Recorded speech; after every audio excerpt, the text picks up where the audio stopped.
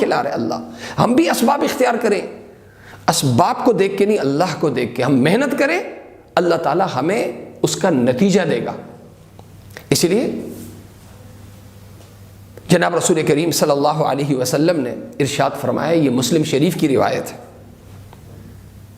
کیا فرمایا؟ حضرت ابو ہریرہ رضی اللہ عنہ روایت کرتے ہیں کہ فرمایا المومن القوی خیر من المومن الضعیف. ایک طاقتور مسلمان کمزور مسلمان کے مقابلے میں کہیں بہتر ہے, خیر واحب الی اللہ من المؤمن الضعیف. اور یہ مومن قوی کیا ہے؟ وفی کل خیر, بہتری سب میں ہے, دونوں میں.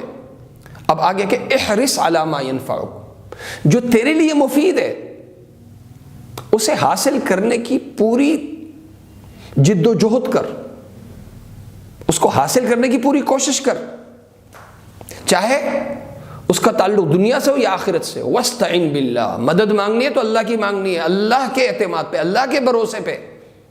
توکل, اسباب اختیار کرو. استعین باللہ, اللہ سے مدد چاہ کے. اللہ کے نتیجہ اسباب نہیں دیں گے, نتیجہ مجھے دے گا اللہ, مسبب الاسباب پہ نظر رکھ کے.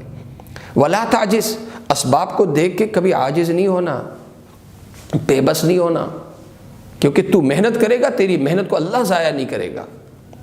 وَإِنْ أَصَابَكَ شَيْءٌ فَلَا تَقُلْ, کہیں مصیبت آ جائے, کوئی حالات آ جائے تو یہ مت کہو لو انی فعلت کان کذا, اگر میں ایسا کرتا تو یوں ہو جاتا, میں ایسا کرتا تو یوں ہو جاتا.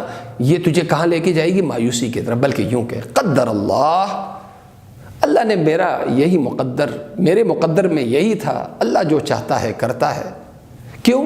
اگر مگر یہ تو اندر سوچے گا یوں ہوتا تو, اگر یوں کرتا تو یوں ہوتا, اس سے کیا ہوتا؟ وسوسے ڈالنے کے لیے, مایوس کرنے کے لیے پھر شیطان کے لیے دروازہ کھل جائے گا. یہ دل پھر وسوسوں کا, مایوسی کا مرکز بن جائے گا. اس لیے توکل اسباب کی نفی نہیں, اسباب اختیار کرنا, اسباب والے پہ یقین کر کے. اللہ تعالیٰ مجھے اور آپ سب کو عمل کرنے کی توفیق عطا فرمائے. وآخر دعوانا الحمدللہ رب العالمین.